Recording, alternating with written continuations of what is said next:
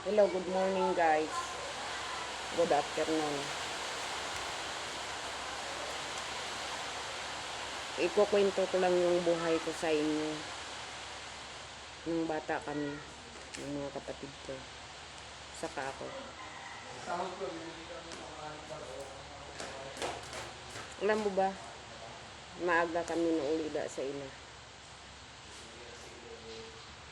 Namatay yung tatlo kong kapatid. Sabay sila namatay nung mama ko sa isang gabi lang dahil sa tikdas. Kaya nag-asawa yung papa ko. Kasi sa sobrang sakit na pagkawala ng mama ko, parang hindi ko kakayanin. Nakipagsapalaran ako sa Manila para makalimot. Pasensya na guys medyo naiiyak pa ako pag naalala ko yun. Kahit matanda na ako ngayon. Dumating yung araw na kipagsapalaran ako sa Manila para lumayo doon sa pinanggalingan ko sa amin, sa probinsya.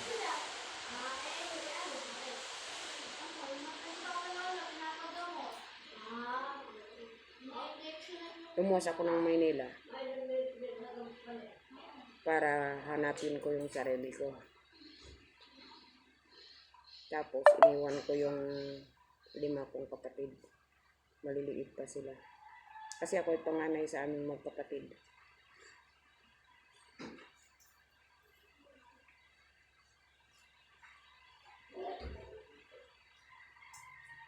Dumating yung araw nga nasa Maynila na ako. Hindi ko malaman kung saan ako tutuloy. Saan ako matutulog ng gabi na yun. Saan ako kakain.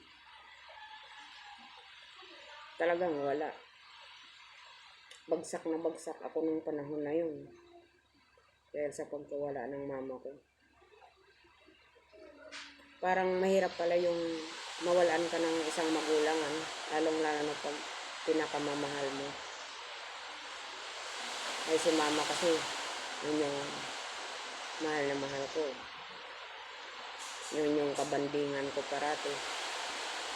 Kaya parang sobrang sakit nawala siya sa akin.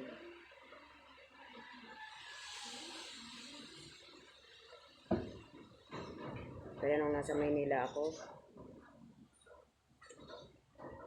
hindi ko malaman, palakad-lakad, saan matutulog, saan kakain. Tsaka mas gustuhin ko pa yung tinatawag mo ang kamag-anak, tita mo, mga pinsan mo. Pero mas gustuhin ko pang lumapit sa ibang tao kaysa tunay mong kamag-anak. Kasi sa ibang tao, mapagsalitaan ka man, hindi ganun kasakit. Hindi durog na durog yung puso mo. Hindi kagaya ng kamag-anak mo, pinuroy mo pang kamag-anak pero napagsalitaan ka ng masakit.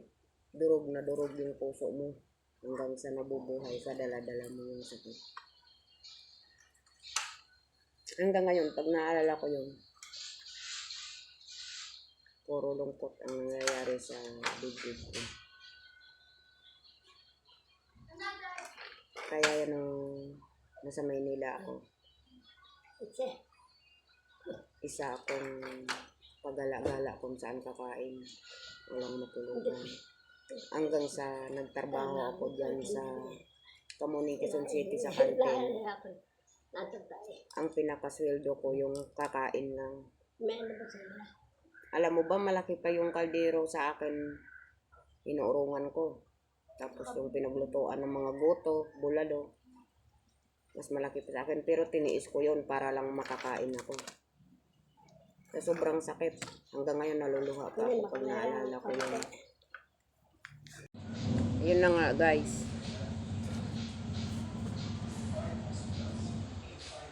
Nagtatrabaho ako sa kantin. Sabi nga ng amo ko, kaya mo ba urungan yung mga kaldero dahil malalaki? Sabi ko naman, sagot ko, opo, kaya ko basta may kakainan lang ako saka may matutulugan ngayong gabi. Hindi, sige, sabi ng amo ko. Tapos, sa matagalan kong nagtatrabaho sa kantin, nakilala ko yung mga pangasawa ko nga. Kumakain doon sa kantin. Hindi ko nga akalain na ako'y gusto kasi bata pa ako noon. Akala ko ang ginaligawan niya, yung mga kairaran niya doon na kasamahan ko sa kantin. Yun naman pala ako. Eh siyempre, sa dala nga ng pangangailangan ng matirhan, yun na nga ito doon, pangangailangan ng matirhan. Ay kaysa naman mapahamak ako, sabi ko sa labas, mag-aasawa na lang ako ng matino. Diba? Kaya nag-asawa ako. Nang mas matanda sa akin, 46 years old siya, tapos ako, magkikinsi ako lang noon. Kaya sabi ko, kaysa naman pagala-gala ako, hindi mag-asawa na lang ako, at least matatahimik ako. Pero doon pala ako nagkamali. Nung nakasama ko yung asawa ko, yung magandang buhay, ang hirap pala yung lupa umakyat sa langit. Nanging impyerno yung buhay ko. Naranasan ko yung inaapi ako, iniinsulto, kung saan daw ako napulot ng asawa kong basurahan. Tapos, ang sabi ko sa kapatid niya, hindi pera ang habol ko. Kahit kailan hindi pumasok sa isip ko yung lulukuhin ko yung kapatid ninyo. Tapos sabi nga sa akin ng bayaw ko, saan naman daw makakahanap na bata pa ako. Tapos yun nga, asawa ko 46 years old, may tanda na. Kung hindi daw pirahan ang habol ko sa asawa ko. Hindi na ako kumibo. Tapos sabi nga nila sa akin, naghiwalay kami ng asawa ko dahil naranas ko yung pinagbabantaan ako ng bayaw ko nga pag hindi ako umalis, papatayin daw ako. Hinahamak ako. Kaya pinagbuti ko na lang na umalis dahil hindi naman ako kaya ipaglaban ng asawa ko sa mga angkan niya. Kasi hindi niya siguro kaya. Tapos sabi ko, yung mga anak natin, iwanan ko na lang sa iyo kasi kaya mo ibigay yung hindi ko kaya ibigay sa mga anak natin. Saka wala akong matitirhan. Wala namang trabahong magtatanggap sa akin na may dala-dala akong bata. Tapos sabi ng kaibigan ko, Arlene, huwag mong intindihin yung sarili mo, yung mga anak mo, yung isipin mo. Sa asawa mo, kahit ano gusto ng mga anak mo, kaya niya ibigay. Ay ikaw, ano niya ibibigay mo? Wala. Eh, yun, iniisip ko na rin nga tama naman yung mga kaibigan ko. Tapos, napunta ako naghiwalay kami, umalis ako. Napunta ako sa Anibesya, sumama ako sa kaibigan ko. Natrabaho ako sa lechonan na manok. Dito ko nakilala yung asawa ko ngayon na kasama ko sa Anibesya. Pero mabait. Salamat kay Lord. Dahil napangasawa ko mabait, hindi nananakit.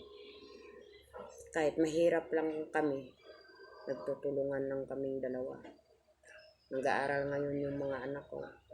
Minsan, nagpapasalamat ako sa TikTok, nalilibang ako. Malay mo, sabi ko, yung pinapanalangin kong gumaay buhay namin sa pagti-TikTok ko pala. Tulong ng TikTok sa akin.